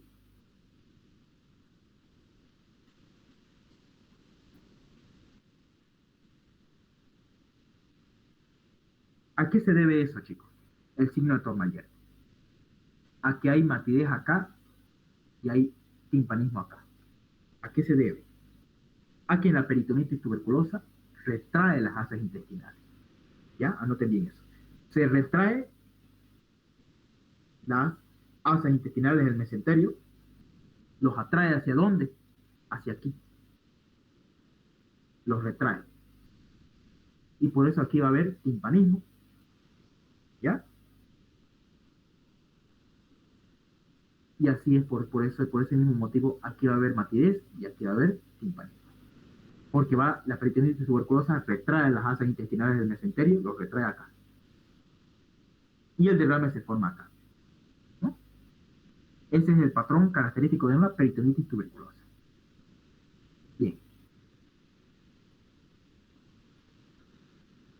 Irritación peritoneal. Signo de llover. Seguimos en percusión. ¿Qué es el signo de llover, chicos? Pregunta de examen. El signo de llover es cuando desaparece la matidez hepática y yo percuto un timpanismo a nivel del hipocondrio derecho, a nivel del hígado. Entonces, ¿qué es el signo de llover, chicos? Es la desaparición de la matidez hepática. No va a haber matidez, va a haber timpanismo a nivel de la región del hígado. Ese es el signo de llover y se debe a una perforación de víscera hueca. Desaparece la matidez hepática, pero se mantiene el timpanismo del hipocondrio izquierdo, se mantiene el espacio de tragua, se mantiene el timpanismo. Entonces en ambos lados va a haber timpanismo, tanto derecha como izquierda. Ese es el signo de llover. Sin embargo, el signo de Tourmayer era acá, timpanismo, y acá, matidez. ¿No? Anoten bien. Signo de llover es la matidez, desaparición de la matidez hepática con timpanismo. Tiene timpanismo en la región hepática, ya no matidez. Y se debe a una perforación de víscera hueca, signo de llover.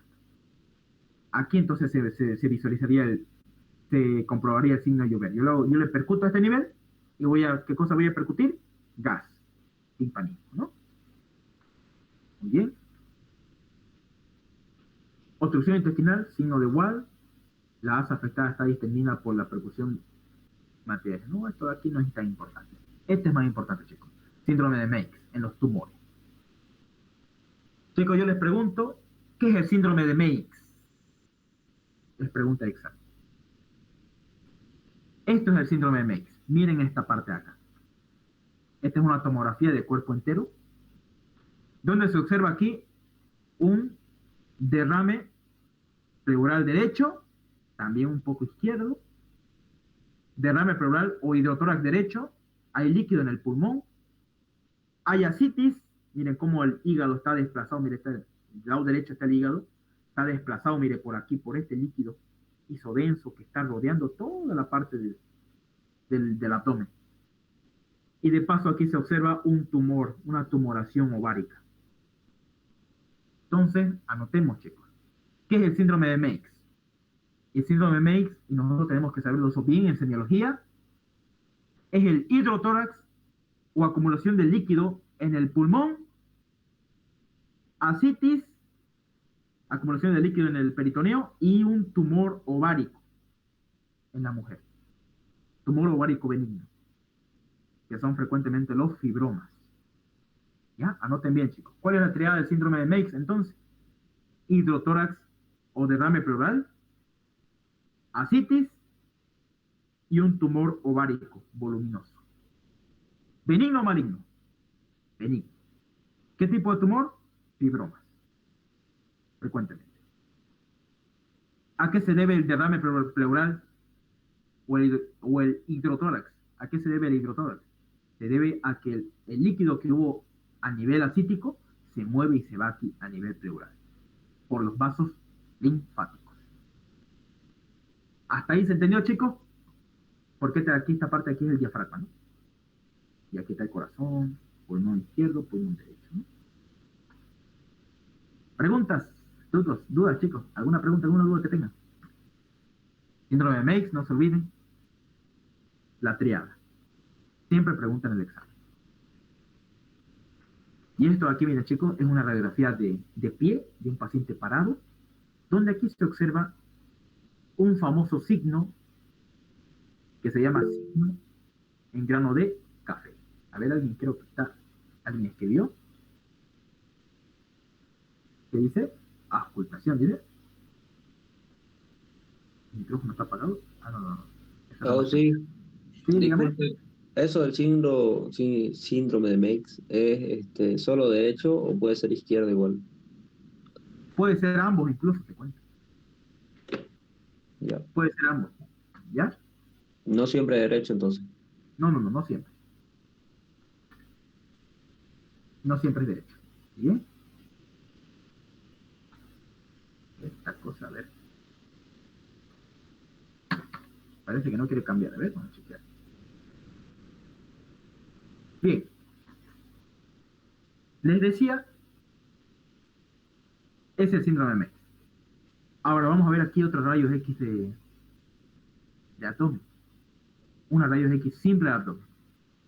Donde aquí se observa un famoso signo que se llama signo de del grano de café, porque se parece, mira, a un grano de café, ¿no? Se parece a un grano de café.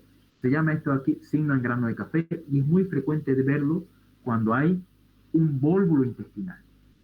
Yo cuando percuta aquí, chicos, ¿qué voy a percutir? Aquí, en este vólvulo intestinal. Es un colon. Entonces voy a percutir timpanismo. Este es entonces, chicos, un vólvulo intestinal. Rayos X de abdomen. Lo puse ahí porque es pregunta también de examen. Más adelante deberíamos verlo, pero lo puse ahí porque es pregunta. Vólvulo del sigma, digo, vólvulo del colon sigmoide. Cuando se forma así, se extiende y se mueve de una manera extraña, se dilata, mire, se extiende, se hace grande, en forma de un grano de café, se le llama signo de grano de café y se observa en el vólvulo intestinal. Este es el colon sigmoide. Y es una complicación aguda de un megacolon. ¿Bien? Palpación. Y es lo último. Nosotros tenemos que palpar las regiones anatómicas. ¿Cuáles son los cuadrantes? Ustedes ya lo saben, ¿no? Los cuadrantes, la topografía del abdomen. Esta es pregunta de examen. Fue también pregunta de examen de auxiliatura. Tienen que describir cada parte, cada región que hay a nivel del abdomen. Las 9 regiones. Lo tienen que describir y qué contenido, qué contiene cada región. Región anatómica, y de acuerdo a esa región yo voy a palpar. Y yo voy a hacer la famosa palpación profunda. Por ejemplo, si la hago yo, la palpación profunda a nivel del fosa ilíaca derecha, se llama maniobra de Bloomberg, ¿no? Y puedo diagnosticar con eso apendicitis. Eso lo vamos a ver más adelante. ¿Qué más hago en la palpación? Veo la sensibilidad y temperatura cutánea. Si está frío normal, por una citis, ¿no? Si está caliente, si está inflamado, peritonitis, ¿no? La sensibilidad se estima rozando la piel con una aguja y la temperatura con el dorso de los dedos en forma de gancho. Mira así, con los dedos en forma de gancho o con una punta, ¿no? Puede ser una punta de un lápiz. Para ver la sensibilidad aquí con la punta del lápiz y aquí la temperatura con los dorsos de los dedos. Palpación. Esta es la palpación correcta para ver sensibilidad o temperatura cutánea. Vamos a ver todo esto de lo que es la palpación más adelante. Los reflejos musculoesqueléticos también lo puedo ver. Ausentes en caso de abdomen en tabla. Cuando hay una peritonitis, no hay reflejos osteomucosos. Normalmente debería retraerse aquí el ombligo cuando uno le pasa por aquí para hacer el reflejo, pero no va a estar ausente cuando hay una peritonitis. Abdomen en tabla, ¿ya? Corriente de sangre, también hay que ver. Anomalías en el tejido celular subcutáneo. Eso no es tan importante. Tensión abdominal. Miren, hay abdomen en tabla otra vez. Aumenta la tensión abdominal ¿cuándo? En meningitis, en el tétano, en el aracnoidismo, en la peritonitis, personas nerviosas y peritonitis aguda difusa. Pregunta de examen, ¿no? Aumento de la tensión del abdomen. Y acá, maniobra de Smith-Bates. Se pide al paciente que eleve la cabeza y los hombros, ¿no? Y esta es la prueba del esfuerzo, ¿no? Cuando le pedimos al paciente que eleve las piernas. Maniobra del esfuerzo. ¿Para qué sirve eso? Para diagnosticarme las famosas eventraciones, ¿no? Al paciente le decimos que se eleve las piernas y va a hacer que rápidamente broten las hernias, si es que tiene el paciente algún defecto en su pared abdominal, ¿no? Brotamiento de las hernias. Y aquí están las regiones herniarias: epigástrica, umbilical, Spiegel, inguinal, femoral. Importante saber solamente las regiones donde se pueden ocasionar las hernias. A nivel epigástrica, hernia epigástrica, ¿no? Hernia umbilical es fisiológico en pacientes en los lactantes y es patológico en los cirróticos. Ustedes han visto, ¿no? Abombamiento o protrusión del ombligo. Entonces no se olviden, hay hernia umbilical frecuentemente en pacientes con cirrosis. Pregunta de examen. Hernia de Spiegel, ¿no? A nivel de los cuadrados de los rectos, músculos rectos. Y hernia inguinal puede ser directa o indirecta. Y las hernias femorales, frecuentemente en mujeres, ¿no? Entonces estos son los diferentes tipos de hernias que pueden haber a nivel de la pared abdominal. Entonces, ¿qué tenemos que ver en palpación? delimitar la región anatómica donde yo voy a palpar, ver la sensibilidad, temperatura cutánea, ver los reflejos osteomucosos, ver la corriente sanguínea, esto no se ve mucho, anomalías del tejido celular subcutáneo, también se puede ver, tensión abdominal, ya les dije cuándo, en qué lugares, y esta es pregunta de examen, en qué momento hay aumento de la tensión abdominal. Y la maniobra de Smith-Matthews, más frecuentemente directamente decir maniobra de esfuerzo, aquí está, ¿no? Para diagnosticar hernias y eventración. Regiones herniarias, ¿no? Ubicar si hay regiones herniarias en el paciente, con la palpación a nivel del epigastrio. Bien, entonces chicos, vamos a hacer un breve repaso de todo lo que hemos visto. Y quiero ver si en realidad, quiero que lo hagamos juntos, y quiero ver si en realidad se ha entendido la clase de hoy. Lo más importante y lo que más quiero que sepan. Bien, entonces, es un tipo de abdomen flácido a los lados, también llamado abdomen en batracio. Y se observa ¿en dónde se observa ese abdomen? Vamos chicos, ¿en dónde se observa ese abdomen? El abdomen en batracio. En la... ¿No te escuché bien? Asitis aguda, creo que era. ¿Aguda? No, asitis agudas no. ¿Dónde chicos? Asitis antigua, o sea, una crónica.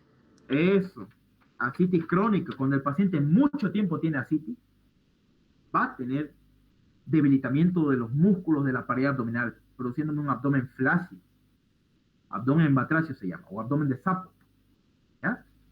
Y es una asitis, se observa en la asitis crónica. ¿Ya? Por si acaso. ¿Listo? Es típico patrón venoso, el típico patrón venoso en cabeza de medusa se encuentra en...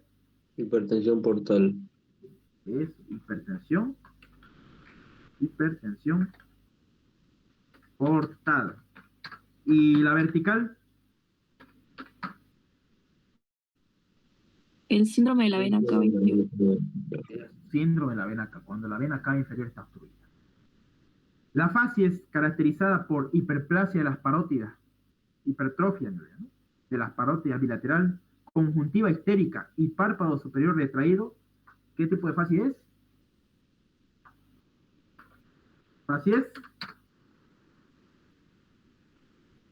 hiperplasia de glándulas parótidas bilaterales. Eso fue pregunta de examen. ¿Qué tipo de fascia es? Fascia es Cirrótica. es, muy bien, cirrótica. Y la fascia hipocrática se encuentra en la peritonitis aguda, ¿no? Al examen físico de abdomen se le realiza del siguiente orden. Primero es la Infección. auscultación, Percusión y palpación. percusión y palpación, ¿no? Muy bien. El signo de Thormayer. ¿Qué es el signo de Thormayer, chicos? El signo de Thormayer, ¿qué es? Es cuando hay... En el hipocondrio derecho, en vez de matidez, existe timpanismo, y en el hipocondrio izquierdo, en vez de timpanismo, existe matidez, y se observa en una peritonitis tuberculosa. Muy bien, excelente. Muy bien. Peritonitis tuberculosa. El signo de Thormayer se debe a que las asas intestinales en la peritonitis, cuando la tuberculosis es extrapulmonar, se va al peritoneo y retrae a las asas intestinales hacia el lado derecho, y eso produce timpanismo en el hipocondrio derecho, y el derrame se acumula en la izquierda, entonces hematidez en el hipocondrio o en el lado izquierdo del abdomen. Peritonitis tuberculosa. Signo de llover, preguntarse de examen. ¿Qué es? Perforación en una víscera hueca. Es, muy bien, se observa en la perforación de una víscera hueca, y es la pérdida de la matidez hepática por timpanismo. Entonces, perforación de víscera hueca con pérdida el signo de llover se encuentra y se observa en la perforación de víscera hueca. ¿Pero qué es el signo de llover? El signo de llover es el la desaparición de la matidez hepática por timpanismo, es el reemplazo. El signo en grano de café en la radiografía de abdomen me demuestra que existe un Vólvulo. Culo. vólvulo del colon sigmoide. Sigmoide. Muy bien. ¿Por qué el sigmoide? ¿Por qué el colon sigmoide se puede hacer vólvulo? Complicación, no se olviden, el vólvulo es la complicación aguda de un megacolon, frecuentemente chagásico. ¿Ya? Cualquiera tengo plas. ¿Y por qué el sigmoide? Porque el sigmoide es más largo, es más elongado y no tiene meso, ¿no? O tiene un meso muy débil. Y es fácilmente que se haga vólvulo el colon sigmoide, porque es más largo, más elongado. Signo de Cullen se observa en dos situaciones. Pancreatitis aguda y embarazo ectópico. Es pancreatitis necrohemorrágica y el embarazo ectópico en la mujer, ¿no? Ectópico roto, cuando se rompe el embarazo ectópico, ¿no? No puede crecer un niño en el peritoneo, ¿no?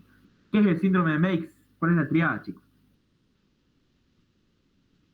Derrame pleural, ascitis y un tumor benigno ovárico. Pleural, ascitis y un tumor benigno. ¿Qué tipo de tumor era ese? Fibromas.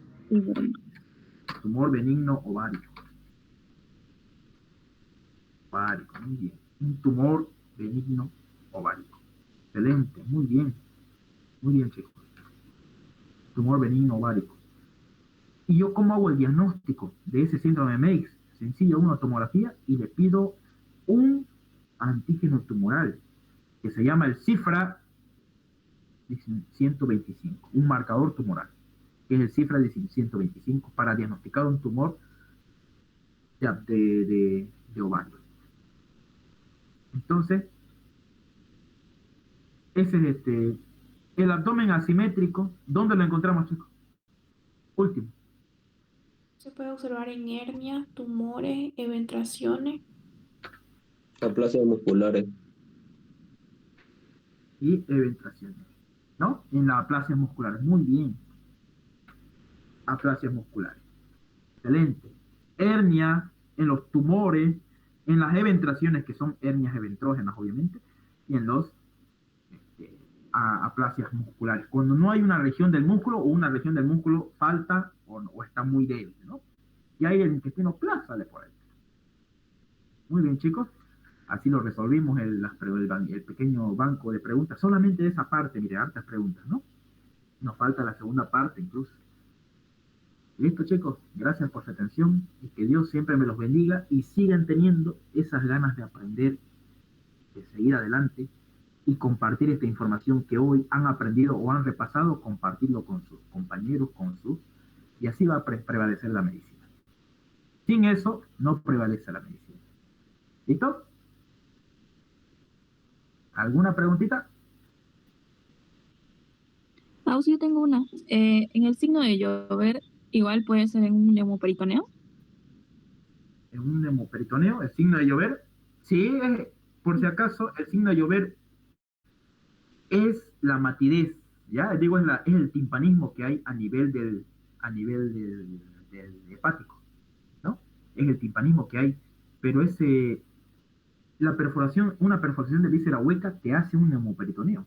O sea, el término que vos vas a usar es neumoperitoneo, por una perforación de víscera hueca. Entonces, en términos médicos, así más sencillito te lo dejo, ¿qué es un neumoperitoneo? Es la presencia de aire en la cavidad peritoneal. ¿Y tú qué observabas en esas rayos X? Observabas aire debajo del diafragma, o sea, en cavidad abdominal. Ese es neumoperitoneo. ¿Y por qué se ocasiona ese neumoperitoneo? Por una perforación de víscera hueca. Entonces, ese es el término médico. Neumoperitoneo es la presencia de aire en cavidad peritoneal. ¿Ya? Yo sí. Es lo mismo entonces, solo que con otras palabritas yo lo decía. Pero si te chipaste, sí, se hace chipar eso. pero con que sepas que el neumoperitoneo es aire en la cavidad peritoneal, suficiente, ¿ya? ¿Y por qué hay ese aire? ¿Por qué hay neumoperitoneo? Por perforación de víscera hueca. Ese concepto, ¿no? ¿Y qué va a producir en las rayos X de tórax? El signo famoso, el signo de Popper. Sencillito, muy bonito, signo de Popper, para hacer el diagnóstico sencillo de una perforación por víscera hueca. Nada más te dice. ¿Y yo qué tengo que hacer? Un tratamiento exhaustivo y lo más rápido posible a mi paciente. Bien. Y ahí terminamos, chicos, con todo esto, lo que es la semiología primera parte. Ya con los del E5 vamos a continuar. Con los chicos de semio E5 vamos a continuar con la parte de la práctica. Maniobras, etcétera, etcétera. ¿Listo, chicos? Les voy comentando cualquier cosita en el grupo de semiología. ¿Listo? Que tengan buenas noches y nos vemos. Si no hay más preguntitas. ¿Alguna pregunta? ¿Alguna preguntita antes de finalizar? Ninguna, ¿no? Bien, bien, chicos. Gracias igual por sus aplausos, por sus envíos. Muy bien. Que tengan buenas noches y nos vemos la siguiente semana. Gracias, Ausi. Hasta luego. Igualmente, gracias a ustedes por estar aquí. Gracias. Igualmente a ustedes por estar aquí presentes. Gracias, chicos. Nos vemos.